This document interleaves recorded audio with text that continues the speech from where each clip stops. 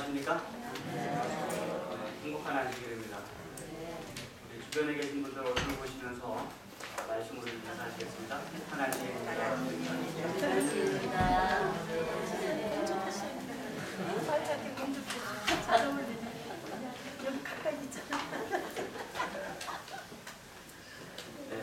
오늘 모세로 아까는 1세대가 다 빠지고 2세대 어린아이들만으로 찬양을 드렸습니다. 하나님께 감사하십니까? 네. 잘하네요. 그래도. 손님 환영을 좀 해드리겠습니다. 손님이라기보다는 이제 새 식구가 되겠습니다. 우리 안기찬 형제, 전지혜 자매 두 분 오셨습니다. 우리 크게 박수를 좀 환영해 주시기 바랍니다. 조치원에 살고 계시고요. 이제 앞으로 우리 교회를 출석하시게 되었습니다. 감사드립니다. 우리 안기찬 형제는 성육식품에 근무하고 있고요. 전지혜 자매는 식약청에 근무하고 있습니다. 두 분이 이제 곧 결혼을 하실 예정인데 코로나 상황이라 이 결혼식장이 쉽지 않다고 합니다. 우리 교회가 완공이 되면 결혼하시기를 추천드립니다. 너무나도 환영합니다. 감사합니다. 교우님들 소식을 좀 전해드리면 찬소리하고 선영이가 이제 고등학교로 올라갔습니다. 재학을 해가지고 한동안 유아 방학 동안에 함께 했는데 이제 올라가서 좀 오셀로 학교이 조금 줄어든 그런 면이 있습니다. 선영이는 또 고등학교 1학년이 되어서 새 학교에 간 것이라 아마 많이 설레고 그럴 거예요. 그걸 좀 많이 해주시기 바랍니다.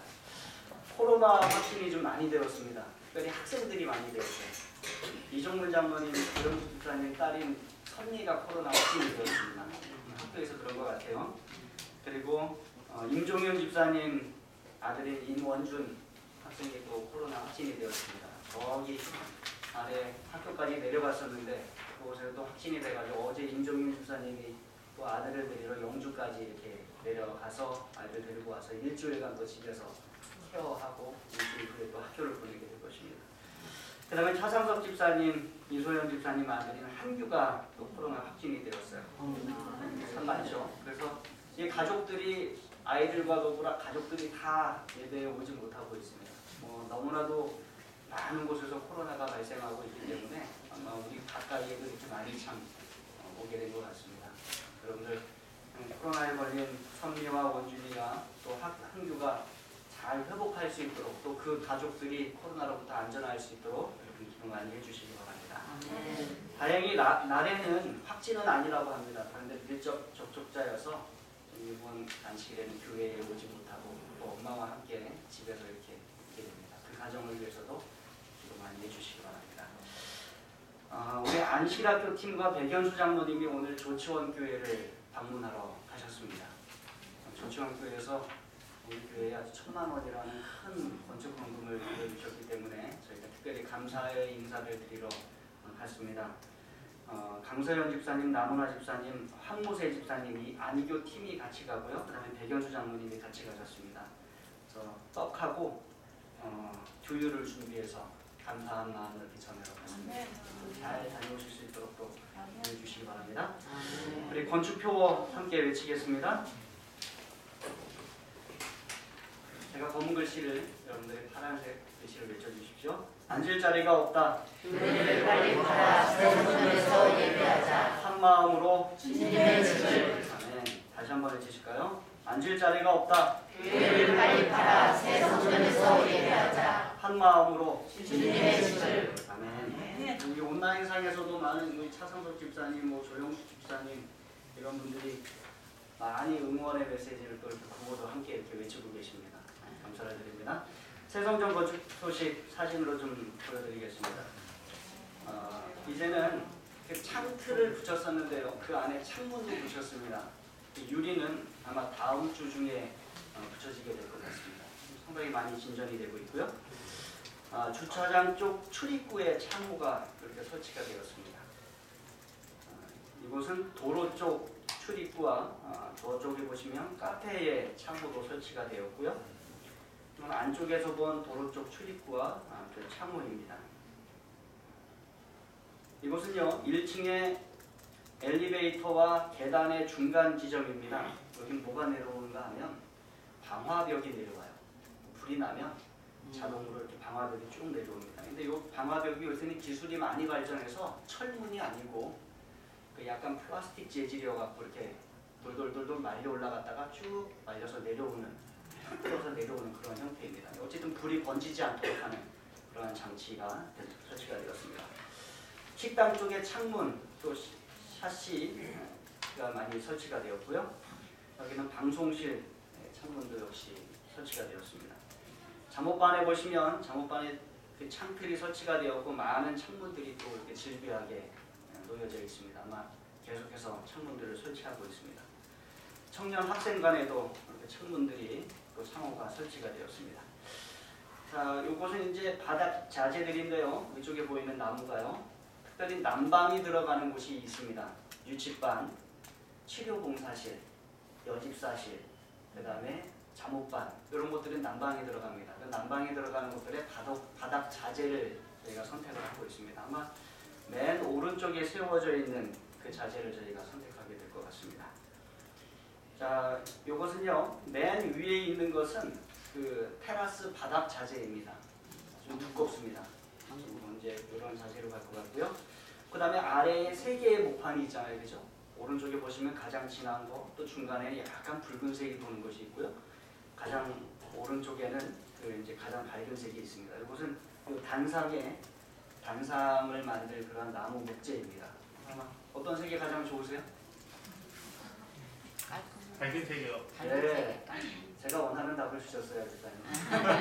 요새 교회의 인테리어를 보시면 전부 다 밝은 색으로 많이 갑니다. 근데 원래 우리 인테리어 설계에는 어떤 색이 되어 있냐면 맨 왼쪽에 가장 진한 색이 되어 있어요. 이건 뭐라고 할까요? 오크색이라고 하나요? 이게 너무 어둡더라고요. 그래서 가장 밝은 색 쪽으로 저희가 가려고 이렇게 하고 있습니다. 자, 이 부분은 이제 바닥과 벽면 자재들입니다. 계속해서 살펴보고 있습니다. 마찬가지로 복도의 바닥과 벽면 자재들을 살펴보고 있습니다. 우리가 건축 대금을 참 계속해서 밀리고 있는데 이렇게 자재들이 많이 들어오고 선택이 되고 또 일은 계속해서 진행되기 중에 있습니다. 우리 3인종합건설을 위해서 기도 많이 해주시고 또 우리가 체불하고 있는 4억 2천의 공사 대금도 빨리 우리가 납부할 수 있도록 하나님께 기도 많이 드려주시기 바랍니다. 외부의 헌금을 좀 알려드리겠습니다. 지난번부터 이제 그만 들어올 때가 됐는데 외부에서 헌금이 계속 들어온다 이런 느낌이 드는데 아직 끊이지 않고 있습니다. 좀 소개를 해드리면 5만 원 헌금 드리신 성도님입니다. 이봉례 성도님, 어느 교회이신지 모르겠어요. 이봉례 성도님이 5만 원 헌금 보내주셨고요. 10만 원 헌금 보내주신 분입니다. 민삼홍 목사님, 그 다음에 청주중앙교회의 박미희 집사님께서 10만 원의 헌금을 보내주셨습니다. 50만 원 헌금 보내주신 분입니다. 둔산학원교회 한동혁 집사님께서 50만 원의 헌금을 보내주셨어요. 그 다음에 100만 원 헌금 보내주신 분입니다. 백홍미 집사님, 둔산학원교회 집사님이신데 백연수 장로님과 이정순 집사님의 큰 따님 계십니다. 감사드립니다. 그 다음에 둔산학원교회 박미애 집사님께서 100만 원 헌금 보내주셨고요. 서산교회에서 100만 원, 대전 새하늘교회에서 100만 원 보내주셨습니다. 참 감사하죠? 네, 감사합니다. 둔산학원교회 전미영 집사님께서는 아주 큰 헌금을 드려주셨어요. 450만 원 헌금을 드려주셨습니다. 둔산학원교회는 이제 최성현 장로님, 김근수 집사님께서 오랫동안 계셨던 교회고 제가 이제 전임지로 있었던 그러한 교회입니다. 그런데 이 교회에서는 헌금하지 않겠다라고 이야기했다고 합니다. 그러는 대신에 성도님들 개인들이 좀 헌금하십시오. 이렇게 크게 공포를 했더니 많은 성도님들이 큰 헌금들을 또 보내주셨습니다. 너무나도 감사드립니다.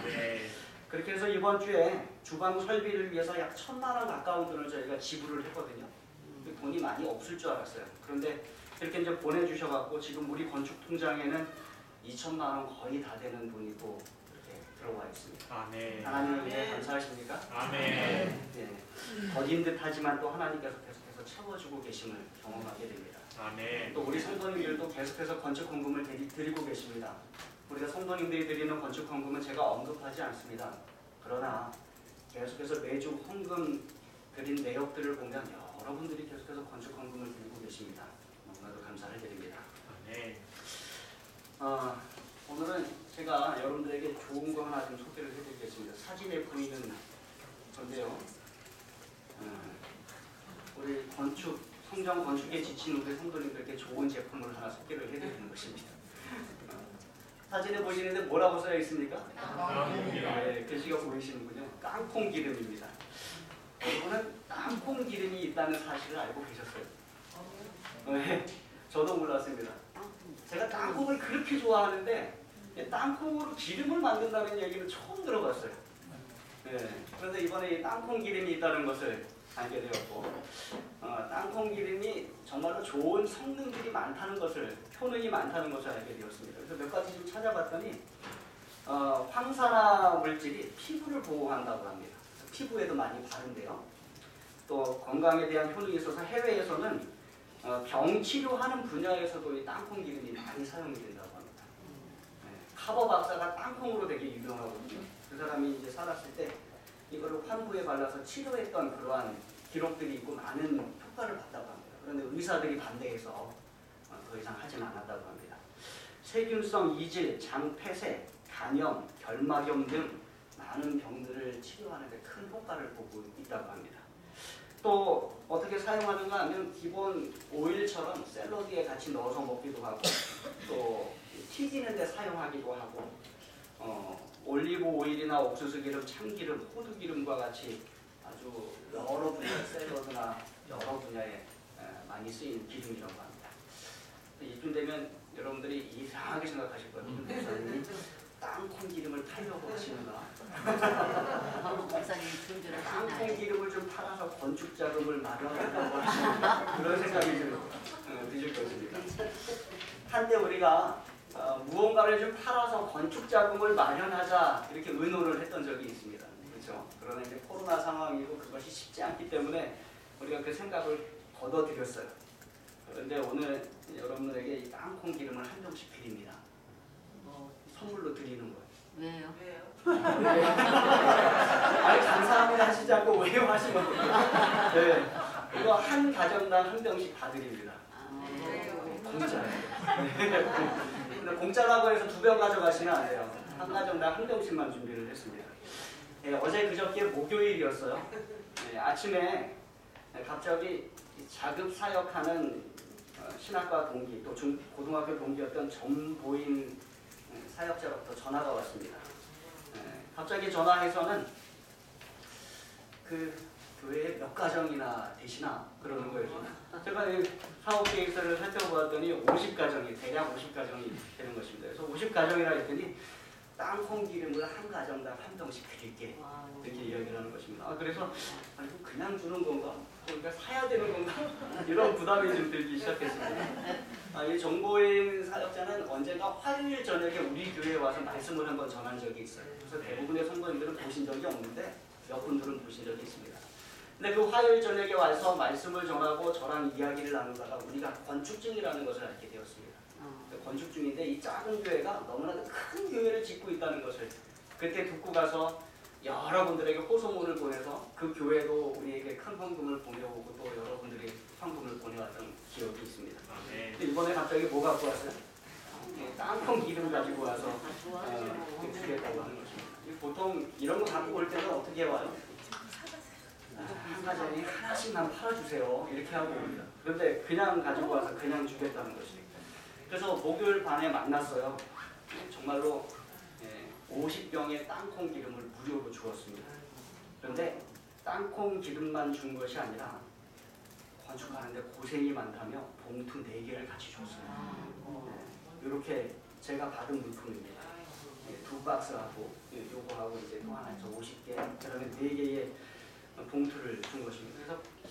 그래서 정보인 그 사역자를 보내고 나서 제가 봉투를 하나씩 열어봤어요. 하나 봉투 열었더니 20만 원이 들어있어요.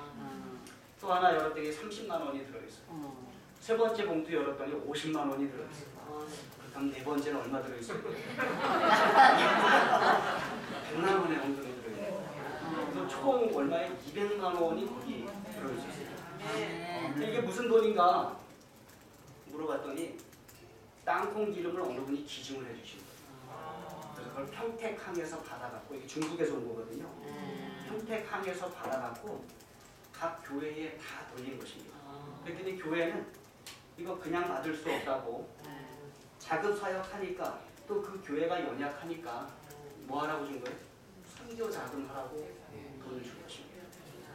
그래서 여러 교회에 다니면서 땅콩 기름 주니까 교회는 성격 헌금을 주고, 그래서 그것을 다 모아가지고 맨 마지막에 저를 찾아온 거예요. 우리 교회를 찾아온 거예요.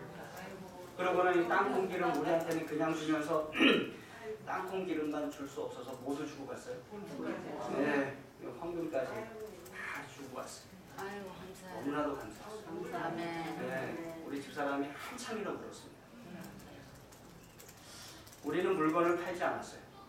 그런데 하나님께서 이 정보인 사역자를 사용하셔서 물건을 후원받고 그 물건을 팔고 또 그 돈을 우리 교회의 건축 헌금으로 드려지는 놀라운 은혜를 경험하게 됐습니다.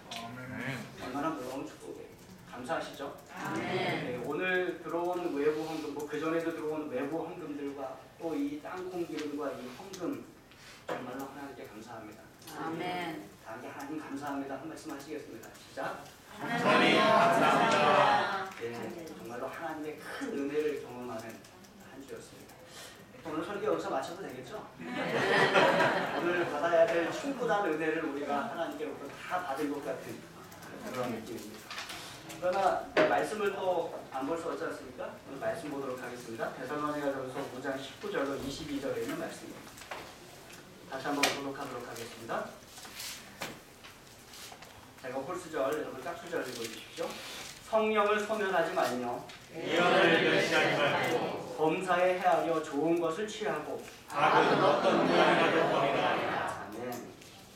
예언을 멸시하지 말고, 우리가 세 번째 이 말씀을 가지고 은혜를 나누고 있습니다. 지난 2시간에 걸쳐서 우리는 성경이 말씀하는 예언이 무엇인가에 대해서 살펴보았어요. 4가지였는데 혹시 4가지 다 기억하시는 분 계십니까? 첫 번째, 성경에 나오는 예언은 무엇을 의미했어요? 하나님 말씀을 네, 하나님의 말씀을 의미했어요. 두 번째, 성경에 나오는 예언은 무엇을 의미했습니까? 미래 미래 사건에 대한 사건에 실행이에요. 실제적인 네, 미래 사건에 대한 실제적인 예언을 의미했어요. 세 번째는 무엇이었죠? 이미 계시된 하나님의 말씀의 선포. 네, 이미 계시된 하나님, 우리에게 주신 하나님의 말씀을 선포하는 것도 예언이라고 일컬었어요. 그리고 성경 속의 예언, 마지막 4번째는 무엇이었습니까? 남은 남은 교회 교회에 가운데 있는 있는 예언의 선물. 선물. 네, 남은 우리 가운데, 남은 교회 가운데 있는 예언의 선물, 이 4가지를 성경에서는 예언이라고 일컬고 있는 것을 우리가 보게 되었습니다. 그런데 그 모든 예언을 우리가 뭐하지 말아야 한다? 멸시하지 말아야 한다. 멸시하지 말아야 한다. 그래서 예언을 멸시하지 말라라는 명령을 우리가 성경으로부터 듣는 것입니다. 그런데 이 명령은요, 오직 거듭난 참 그리스도인들만 순종할 수 있는 명령이에요. 그리스도인이 아닌 거듭나지 않은 사람들은 순종할 수 없는 그런 명령입니다. 고린도전서 2장 14절의 말씀이에요. 함께 읽겠습니다. 시작. 육에 속한 사람은 하나님의 성령의 일들을 받지 아니하나니 이는 그것들이 그에게는 어리석게 보이며 또 그는 그것들을 알 수 없나니 그러한 일은 영적으로 분별되기 때문이라. 그래서 아직 거듭나지 않은 육에 속한 사람은 하나님의 성령의 일들을 분별하거나 받아들이지 않기 때문에 뭘 알 수가 없어요? 예언을 알 수가 없어요. 예언을 멸시할 수밖에 없는 것입니다. 성령을 통하여 주신 예언, 하나님의 말씀, 실제적인 미래에 대한 예언들, 말씀을 선포하는 것, 예언의 신, 그러한 것들 그들이 받아들이지 않습니다. 그들에게는 그것이 어리석게 보이고 또 듣고 읽어도 그것을 이해하거나 알 수 없기 때문에 하나님의 성령의 일들은 영적으로야 분별되기 때문에 그렇습니다. 따라서 아직 거듭나지 않은 사람은 예언을 멸시하지 말라라는 명령에 순종할 수가 없는 것입니다. 그래서 마틴 루터는 거듭나지 않은 사람들에 대하여 이렇게 이야기를 했습니다. 제가 좀 읽어드릴게요. 회심하지 않은 사람은 소금 기둥과 같다. 그는 노새 안에 같고 통나무와 같다. 거듭나기 전까지 그는 눈과 입을 사용하지 않고 감각과 마음도 사용하지 않는 생명 없는 신상과 같다. 아멘. 거듭나지 않은 사람, 회심하지 않은 사람은 이렇다는 것이죠. 그러니 그러한 사람들이 어떻게 하나님의 말씀 예언을 받아들일 수 있고 이해할 수 있겠습니까? 그러니 멸시할 수밖에 없는 것이죠. 그러나 하나님 안에 있는 우리는 어떻습니까? 고린도전서 2장 10절에 이렇게 말씀합니다. 함께 읽으실까요? 시작. 오직 하나님의 성령으로 이것을 우리에게 보이셨으니 성령은 모든 것 곧 하나님의 깊은 것까지도 통달하시느니라. 하나님은 성령을 통하여 이 모든 것을 우리에게 보이셨습니다. 아멘. 하나님은 성령을 통하여 예언을 우리에게 주셨어요. 그래서 성령은 그 모든 것, 하나님의 깊은 것까지도 성령께서는 통달하십니다. 그리고 이 모든 것을 주신 성령 하나님께서는 또 우리가 그 모든 것을 통달할 수 있도록 도와주시는 것입니다. 그래서 우리는 온전한 이해를, 성경에 대한 온전한 이해를 가져갈 수 있는 것입니다. 그리고 온전한 마음 가운데 이 명령에 순종하게 돼요. 어떤 명령이에요? 예언을 멸시하지 말라. 네, 우리가 예언을 멸시하지 않는 그러한 마음들을 가져가게 되는 것입니다. 이제는 이 예언을 멸시하는 게 더 힘들어요. 그렇죠, 여러분? 우리가 어떻게 하나님의 말씀을 멸시할 수 있겠어요? 우리가 어떻게 예언의 신의 말씀을 멸시할 수 있겠어요? 이제는 멸시하는 것이 더 힘든 것입니다. 그래도 제가 오늘부터 한 2시간에 걸쳐서 또 하게 되는 것은 한 2가지 질문을 좀 이 말씀에 관하여 던져보고 그 말씀의 그 질문에 대한 답을 좀 찾아보는 시간을 갖도록 하겠습니다. 먼저 2가지 질문을 좀 소개해 드리겠습니다. 첫 번째, 녹색 글씨 함께 있습니다. 시작. 나는 왜 예언을 멸시하지 말아야 할까? 두 번째 질문입니다. 두 번째, 녹색 글씨 시작. 나는 어떻게 예언을 멸시하지 않을 수 있는가? 2가지 질문입니다. 나는 왜 예언, 성경과 예언의 신의 말씀을 멸시하지 말아야 되는가? 그 이유에 대하여 우리가 먼저 살펴보고요. 그 다음에 2번째는 나는 어떻게 예언, 성경과 예언의 신의 말씀을 멸시하지 않을 수 있는가? 그 방법에 대하여 살펴보도록 하겠습니다. 아주 실제적인 것들입니다. 오늘은 그 중에서 이 첫 번째 질문의 일부분만 답을 좀 찾아보도록 하겠습니다. 나는 왜 예언을 멸시하지 말아야 됩니다. 그 첫 번째 이유는요, 그 예언이 가지고 있는 본질적인 특성 때문입니다. 성경과 예언의 신이 가지고 있는 본질적인 특성. 그 본질적인 특성 가운데 제가 4가지를 언급합니다. 첫 번째는 권위예요. 성경과 예언의 신이 가지고 있는 권위. 2번째는 무오입니다. 오류가 없다. 잘못된 것이 없다는 것입니다. 3번째는 충분하다는 것입니다. 4번째는 효과가 있다는 것입니다. 하나씩 좀 살펴볼까요? 가장 먼저 권위입니다.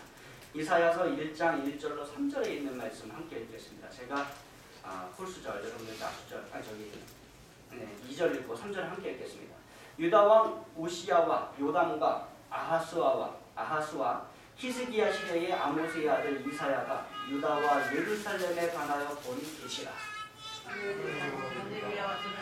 땅이여 귀를 기울이라. 여호와께서 말씀하시기를 내가 자식을 양육하였거늘 그들이 나를 거역하였도다. 3절 함께 읽습니다. 시작. 손은 그 인자를 알고 나귀는 그 주인의 구유를 알건만은 이스라엘을 알지 못하고 나의 백성은 깨닫지 못하는도다 하셨도다. 선지자 이사야가 유다와 예루살렘에 관하여 계시를 보았습니다. 2절에 하나님께서 말씀하십니다. 하늘이여 들으라, 땅이여 귀를 기울이라. 여호와께서 말씀하시기를, 이렇게 말씀하세요. 여러분, 하나님께서 말씀하시면 우리는 어떻게 해야 돼? 예, 들어야 돼. 하나님의 권위가 있기 때문에 그렇습니다. 대통령은 대통령의 권위가 있고, 부모는 부모의 권위가 있고, 교사는 교사의 권위가 있고, 마찬가지로 하나님은 창조주 하나님, 구속주 하나님의 권위가 있어요. 그럼 하나님께서 말씀하시면 우리가 어떻게 해야 된다고요? 들어야 돼요. 말씀은 하나님과 동등한 권위를 가지고 있어요. 왜 그렇습니까? 하나님께서 하신 말씀이기 때문에 성경에 그만한 권위가 있어요. 성령을 통하여 주신 예언의 신에 그만한 권위가 있음을 여러분 기억하시기 바랍니다. 아멘. 그래서 하나님께서 말씀하시면 우리는 들어야 해요. 거역하면 안 되고요. 멸시하면 안 됩니다. 말씀에는 하나님의 권위가 있기 때문에 그렇습니다. 그런데 이스라엘 백성들이 어떻게 했다고 이야기합니까? 하나님의 말씀을 듣지 않았다. 그들이 나를 거역하였도다. 이렇게 말씀해요. 하나님의 말씀을 거역하면 어떻게 되는가? 성경 말씀이 답을 줘요. 짐승만 못하게 됩니다.